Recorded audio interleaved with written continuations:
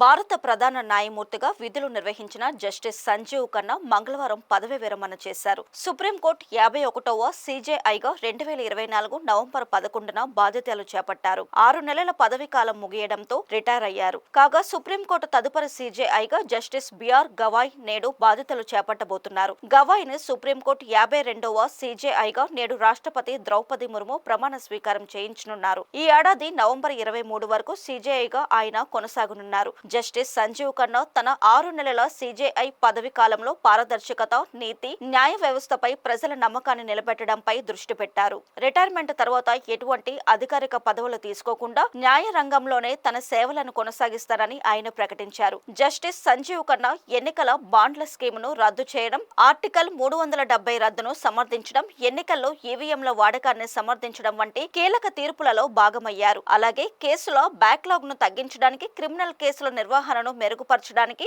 Urgent కేసుల కోసం email, రాతపూర్వక వినతులను ప్రోత్సహించడం వంటి సంస్కరణలను ప్రవేశపెట్టారు.